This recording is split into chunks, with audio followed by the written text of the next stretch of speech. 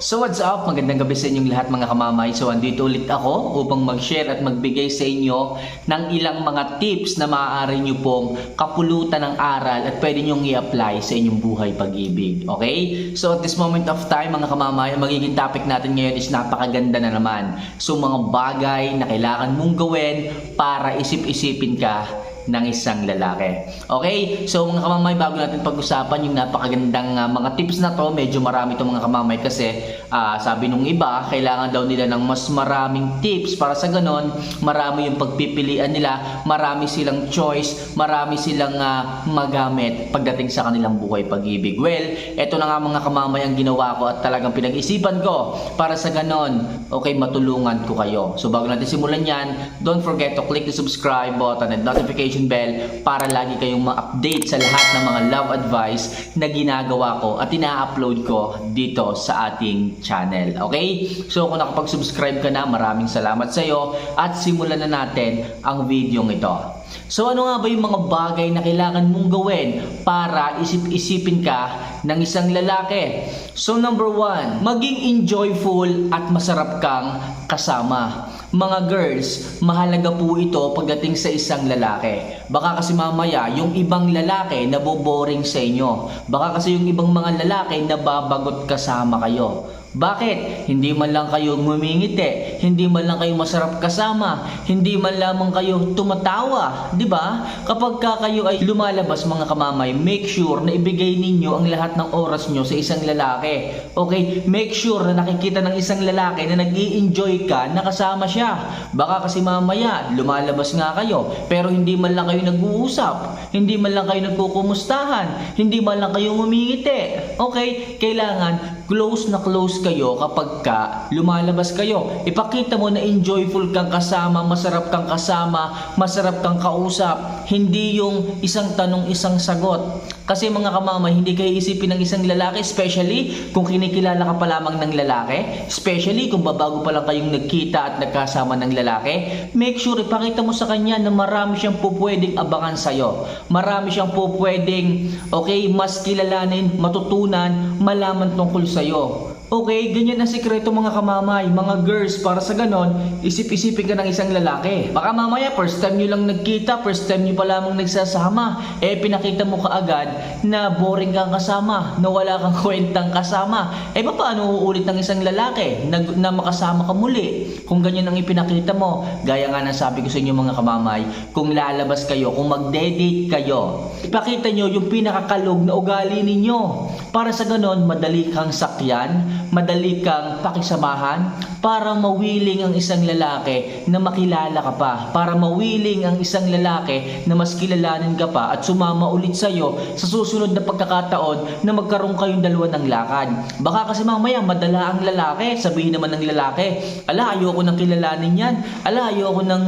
makasama yan, boring kasama. Okay, walang kasaya-saya, walang ka-effort-effort, wala man lang mga thrill-thrill kasama, 'di ba? So kung gusto niyo na isip-isipin kayo ng isang lalaki, yung tipong sobrang saya niya nung nakasama kayo, iisipin talaga kayo ng isang lalaki kapag ganyan. Pag naghiwalay kayo, pagka sila is nasa bahay na nila at ikaw naman nasa bahay mo na, iisipin ka ng isang lalaki, sabihin mo sa kanyang sarili, ay grabe naman si Inday, napakasarap kausap. Hindi ko makakalimutan yung aming pagsasama kanina nung kami ay umakyat sa Ferris wheel, nung kami ay sumakay pala sa Ferris wheel.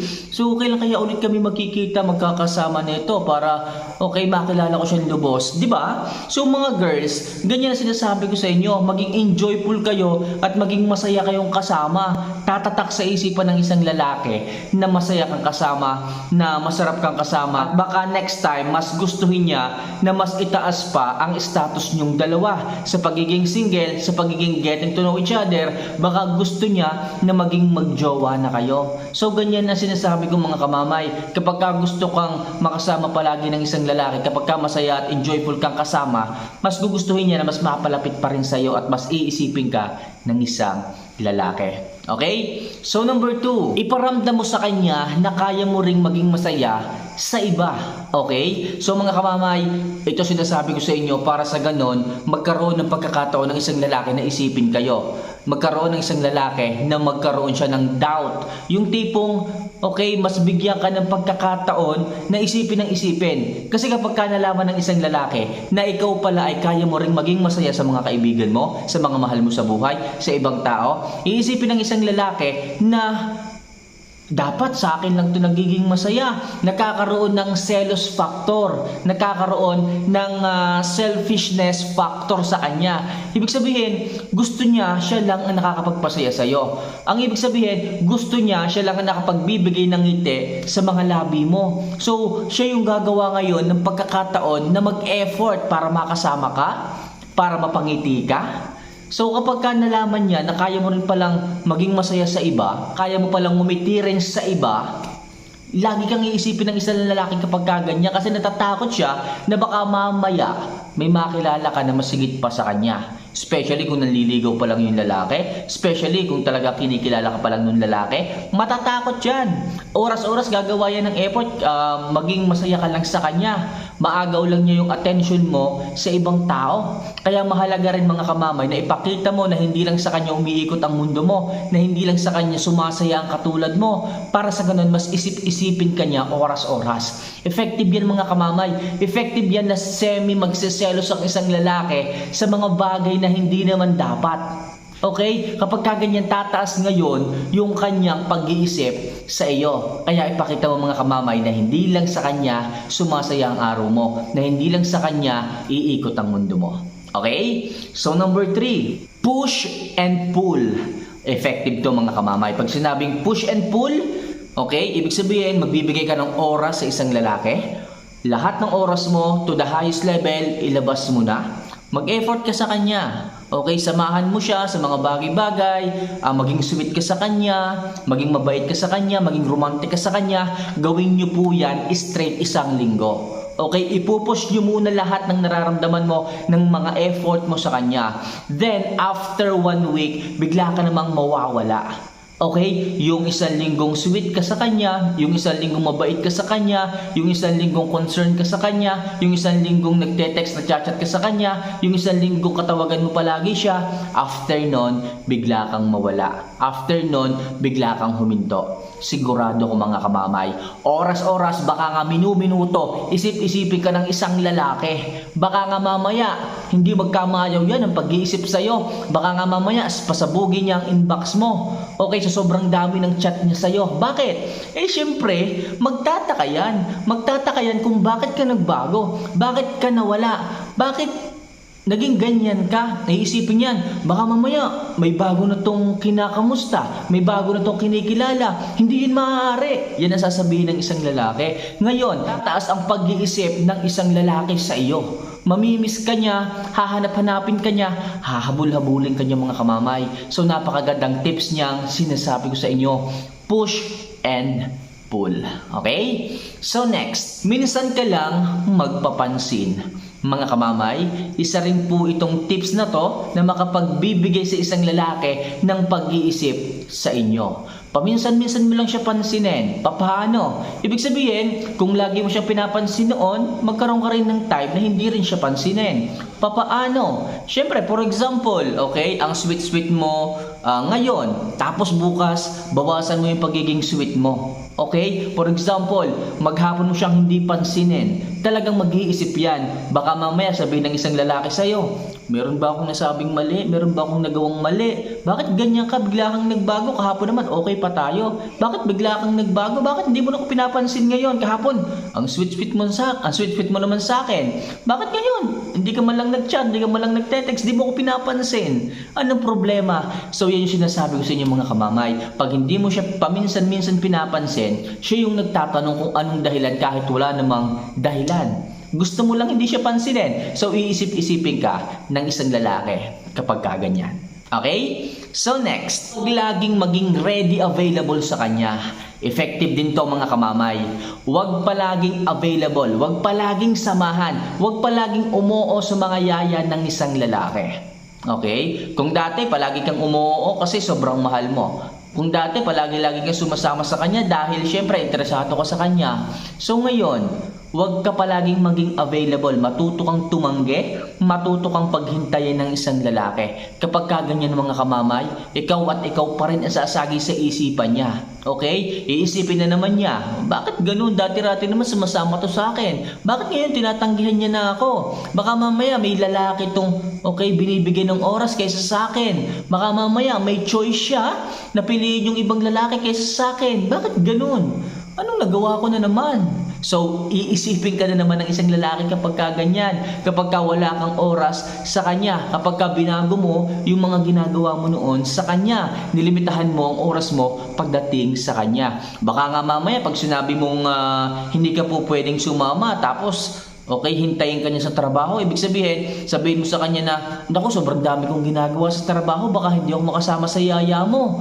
So baka mamaya willing pa siyang hintayin kahit 3 oras, 5 oras ka pang hintayin. So ganyan ang nagagawa kapag hindi ka nagbibigay ng oras o masyadong oras sa isang lalaki. Siya yung maghahanap ng oras para sa iyo. 'Di ba? Isipin mo, iisipin ka ng isang lalaki oras-oras kapag ganyan. Okay? So next, maging babaeng may paninindigan. Pag sinabing babaeng may paninindigan, so pinuprotektahan mo ang isang lalaki sa masama. Bakit? Kapag nakita mo ang isang lalaki na palaging umiinom, palaging gumigimi kasama ang barkada, palaging nagyoyosi, palaging nag-GML, sobra-sobra na sa oras, so ang isang babae is nagpapakita ng paninindigan na pagsasabi sa iyo na tigil mo na yung ganyang klase ng gawain. Hindi yan makakaganda para sa iyo. Kapag ganyan ang isang babae, may paninindigan at handa siyang iwan ka kapag hindi mo siya pinakinggan. Dahil tama siya, baka mamaya,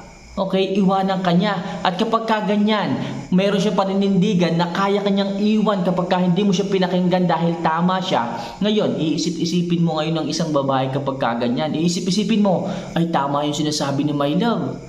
Masyado na akong nabababad sa pag-ML, masyado na akong palaging nagiinom, wala na akong time makapagpahinga, baka mamaya magkasakit na naman ako, baka mamaya maulit na naman yung paghina ng immune system ko. So tama si love. So pagka ganyan, may paninindigan yung isang babae na magsabi sa iyo at may paninindigan siya na iwan ka kapag hindi nakinig. Yung isang lalaki sa isang babae, talagang iisip-isipin mo. Iisip-isipin mo yung babae, yung kanyang mga sinasabi, kapag ganyan. Kaya mga kamamay, napakaganda ring tips na yan. Maging babae kang may paninindigan na handa mo siyang iwan kapag hindi ka niya pinakinggan. So kapag ganyan, lubos kang iisipin ng isang lalaki. So next, sabihin sa kanya na may magiging sorpresa ka pag uwi niya ng bahay. Isa to sa napakagandang tips na maaari kong i-share sa inyo mga kamamay. So umpisa pa lamang ng araw ninyo. For example, asawa nyo, mister ninyo, jowa nyo, nagsasama na kayo sa isang bahay. Sa umaga, bago siya umalis papuntang trabaho, sabihin mo, pasabigin mo, honey, mamaya pag uwi mo, umuwi ka ng maaga, may something special, may something surprises ako para sa iyo. So doon lang ang sasabihin mo, hanggang doon lang ang sasabihin mo. Sigurado ako, mag-iisip yan maghapon. Sigurado ako, ikaw yung iisipin niya maghapon. Bakit? Anong sasabihin ng isang lalaki kapag ganyan? Ano kaya yung sinasabi sa akin ni Mrs.? Ano kaya yung surpresang, isusurprise niya daw sa akin mamaya pag uwi. So maghapon niyang mag-iisip. Excited yan na malaman kung ano yon. Excited yan na malaman kung ano yung surpresa mo. Kaya mga kamamay, effective din po itong tips para isip-isipin ka maghapon ng isang lalaki. Magbigay ka ng isang sekreto o surpresa sa kanya pag uwi niya ng bahay. Makakatulong yan mga kamamay. Kahit kanino, babae o lalaki, po pwede niyong gawin yan para isipin ka niya maghapon. So next, huwag ibigay ang lahat-lahat. Mga girls, ang hirap kasi sa inyo, isang linggo pa lang nanliligaw ang isang lalaki, halos ibigay mo na ang lahat. Ibigay lahat ng oras, ibigay lahat ng pagmamahal, ibigay lahat ng meron ka, pati yung mga diamond. Ibinigay mo na, sobrang aga. Bakit? Sabihin na naman dyan ng iba, parang okay naman siya mahal naman daw niya ako hindi daw niya ako iiwan Mga kamamay, ganyan ang isang lalaki. Kahit ano sinasabi ng mga yan, makuha lamang ang hinihiling nila para sa inyo. At kayo naman, andali niyong maniwala, andali niyong makuha. Hindi kayo lubos iisipin ng isang lalaki kapag ka binigay nyo ng lahat. Kapag ka ipinakita nyo ng lahat. Kapag ka ibinigay nyo na sa hindi pa tamang pagkakataon. Okay, kapag ka ang isang lalaki is nakuha nyo na ang gusto sa inyo, titigil na yan. Papagod na yan. Hahanap na yan ng iba. Kaya mga kamamay, magaling na ang pinaghihintay ang isang lalaki sa mga bagay-bagay na ganyan. Especially kung hindi mo pa masyadong kilala ang lalaki, huwag ka munang umasa. Huwag mo munang ibigay ang lahat. Huwag mo munang i-offer ang lahat. Kasi sa huli, babae ka. Ikaw yung kawawa. At pagka hindi mo naman ibinigay sa kanya ang hinihingi niya, ang hinihiling niya, sigurado ako, araw-araw may excitement. Araw-araw masaya sa pakiramdam. Araw-araw may effort. Bakit? Hindi niya makuha yung hinihiling niya sa iyo eh. At ikaw, huwag kang maging marupok. Huwag kang maging madali sa lahat ng bagay.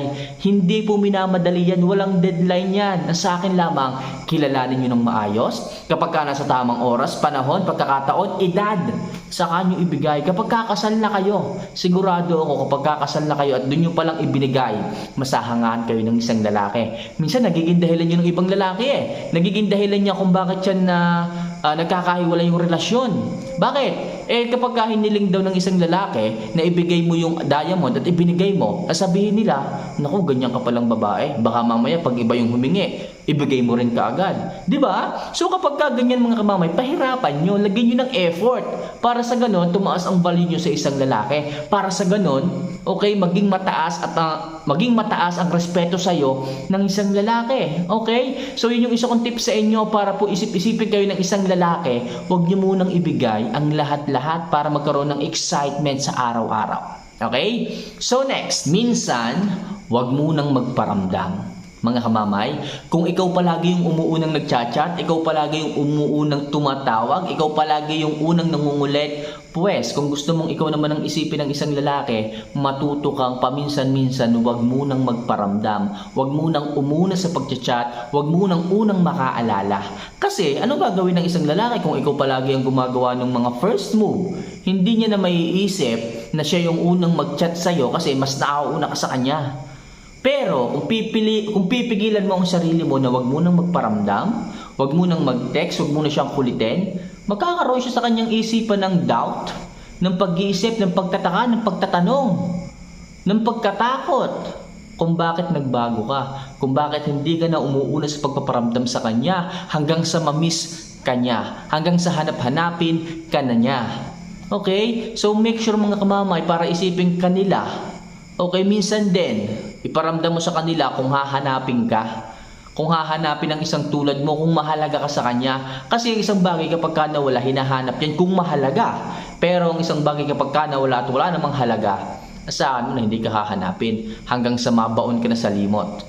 So, para isip-isipin ka ng isang lalaki kasi alam mo sa sarili mo na mahalaga ka sa kanya, minsan, huwag ka munang magparamdam, huwag ka munang umuna at sigurado ako kapag hinanap ka, saka kang umide. Okay? So, ilan lang yan mga kamamay sa napakaraming sign para malaman mo papaano ka iisip-isipin ng isang lalaki. So, paano mga kamamay? Sana kahit paano makatulong ang mga tips na yan pagdating sa inyong buhay, pag-ibig. So, kung gusto nyo ng mas marami pang love advices na kagaya niyan, huwag nyo sana kalimutan na pindutin yung subscribe button and notification bell sa baba ng kamay ko. So paano? Hanggang sa muli. See you for our next vlog. Maraming salamat sa inyo.